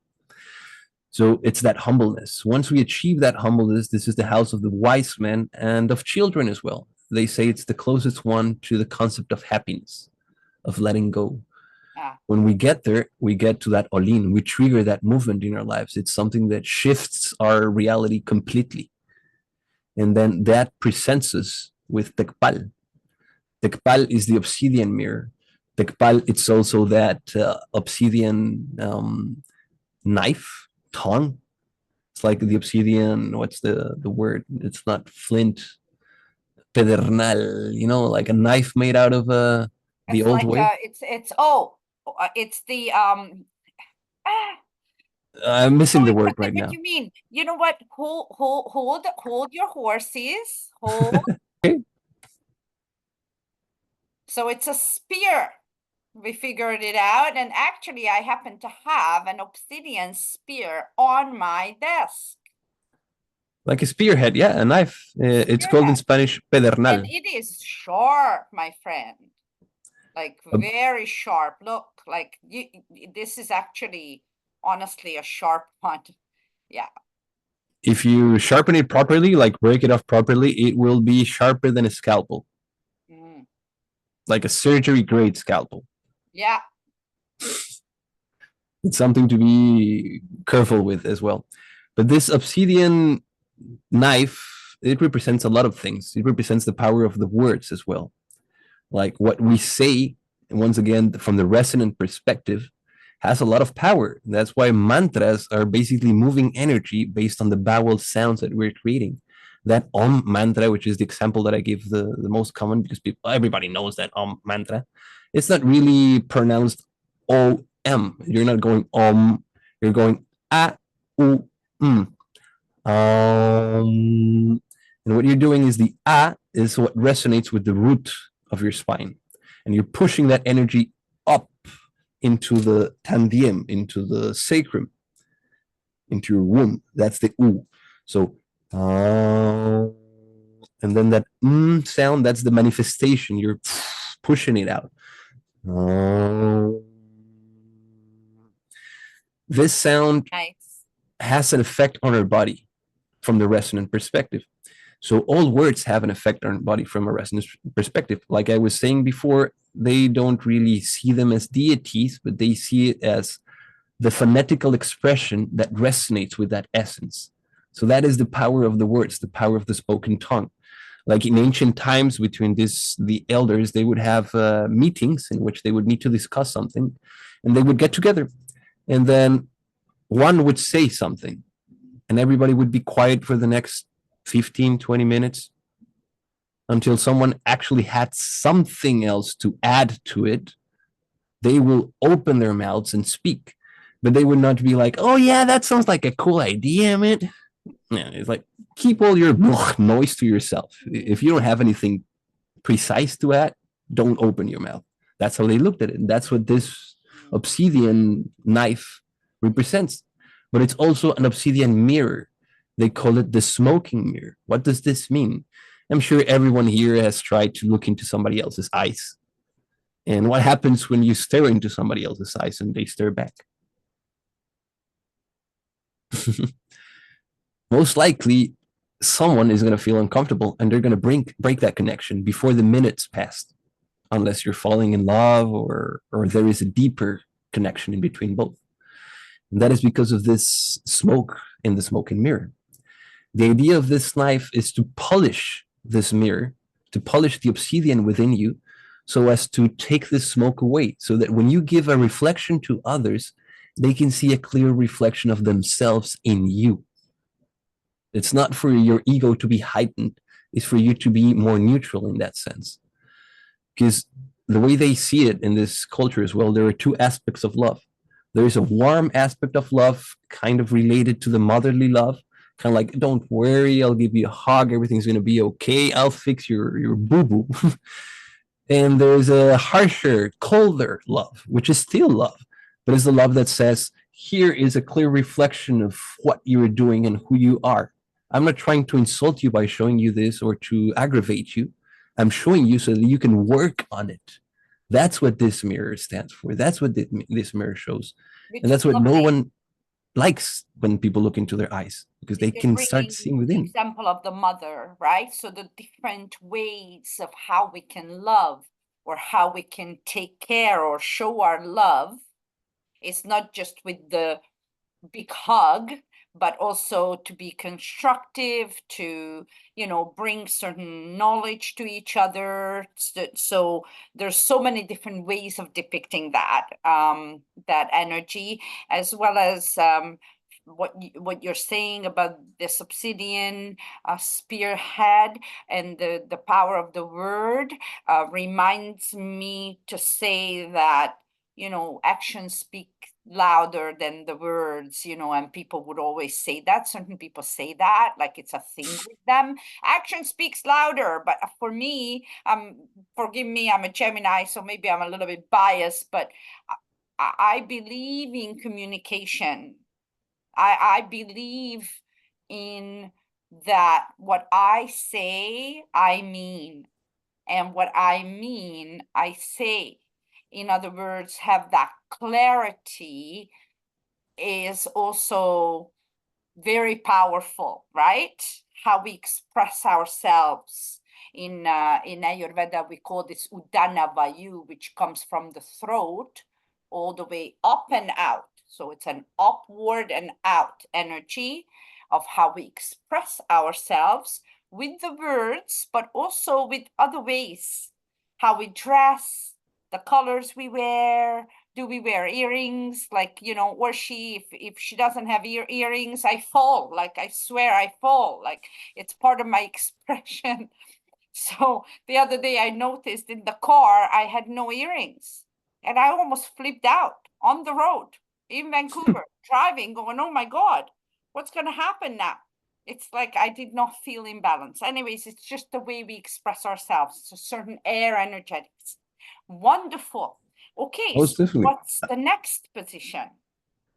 I would just like to say ancient words speak more than actions, in my perspective.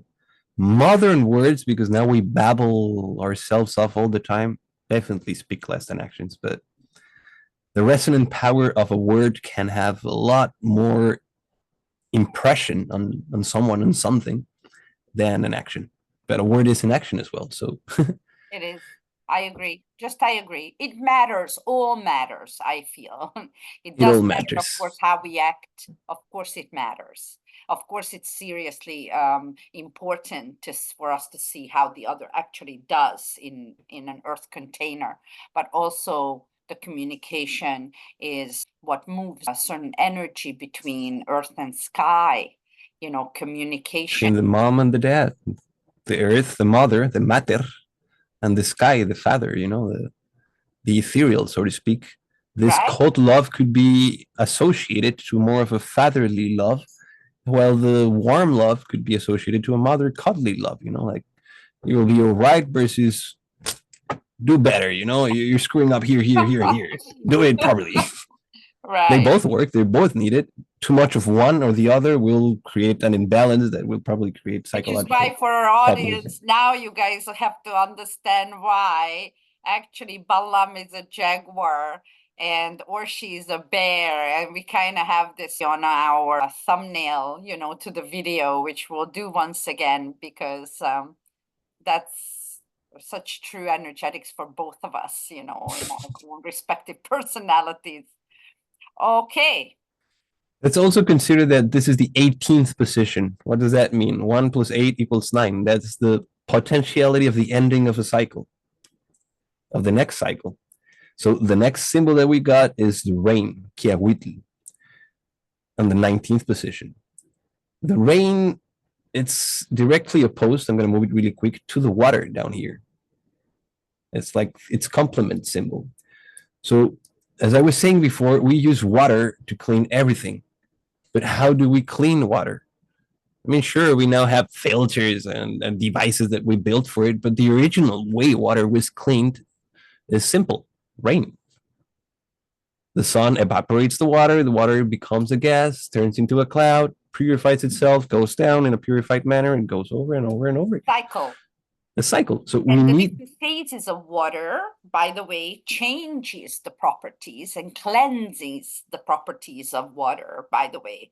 So when water, and then it's frozen, and then it's thawed again, or it evaporates, and then so it's a gaseous state, and then so that cycle, miraculous. Well, the thing is to correlate this cycle to within ourselves, because this sunstone is a representation, yes, of the sun, and you could actually, the amount of rings equals to the amount of planets that go past from the sun. Fun enough, between the third and the fourth ring, that's where all the symbols are, meaning on Earth, the third planet from the sun. That's where life is manifesting mainly in this solar system. But it's also a map of yourself. What I was mentioning before about lighting up your heart to be able to transmute energy, that's the thing. You need to have that sun within you. That sun is in the fiery solar energy within you, because that will allow you to push yourself, your vibration, your frequencies, you were saying, high enough to change states. You're going to become that gaseous state. You're going to lose your shape completely.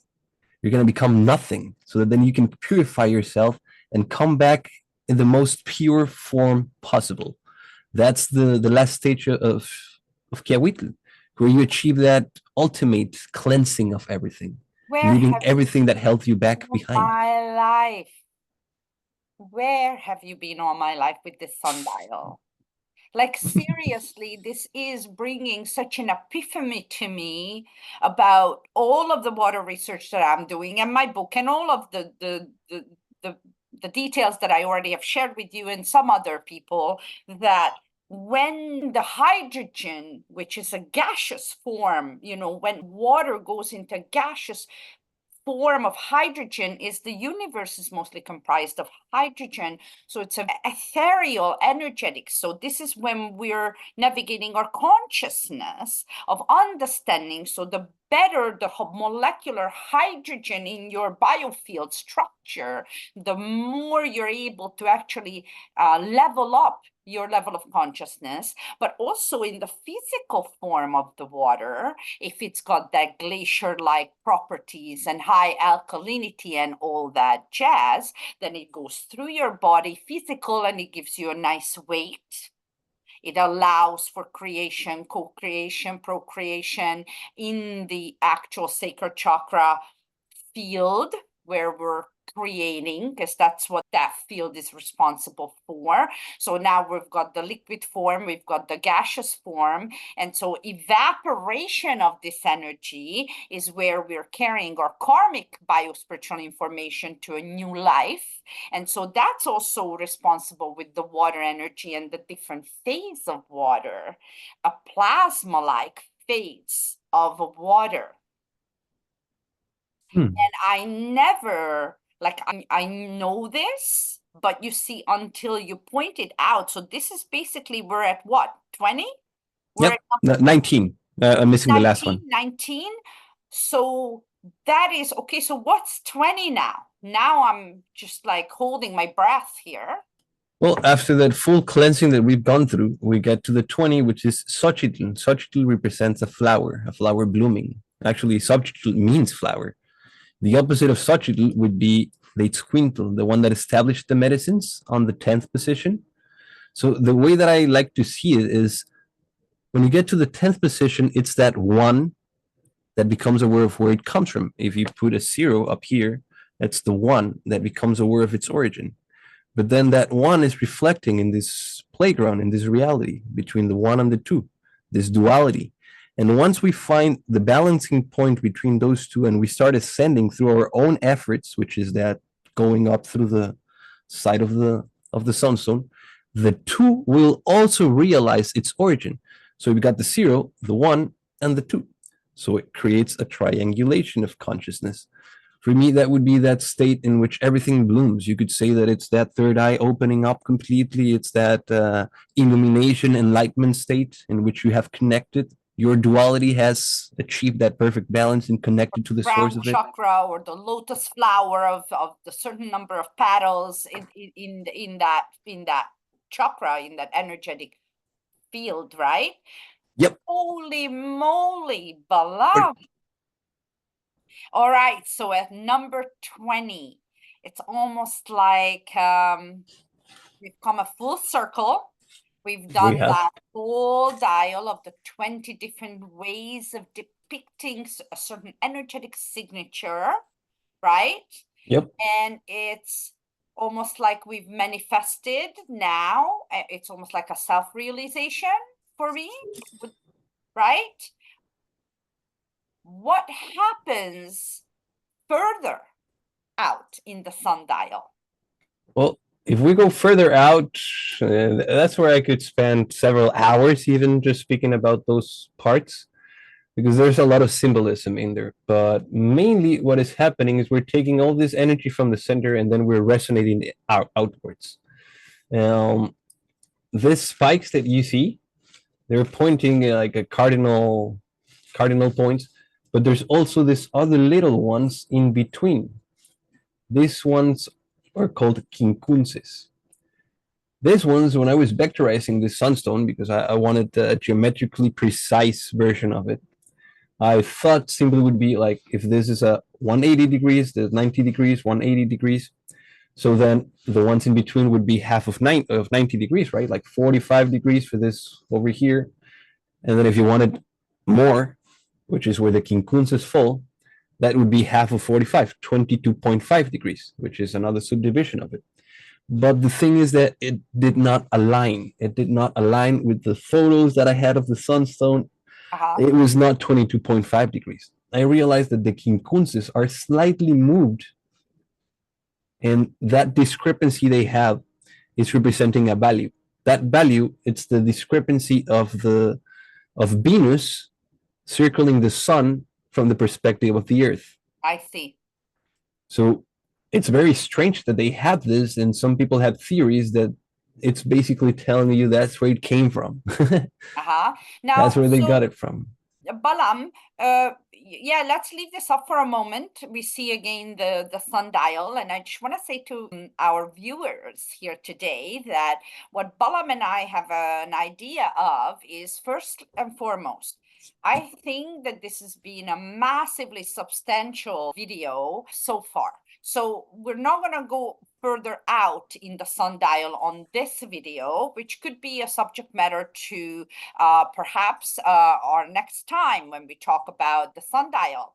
However it be, what we would do is we would create a container for you guys where Balam would take my birth date and information, and through that example, he would read the sundial for me, and so you guys could have a better understanding of what this would look like if he read your birth chart through the sundials depictions, as well as in return, I would do his constitutional reading in an interview or in a video or in a conversation. So we will do that next time around, and I'll let you guys know when that time comes. Balam and I always have a very, how to say, subconsciously, unconsciously right timing that we kind of pick for our conversations.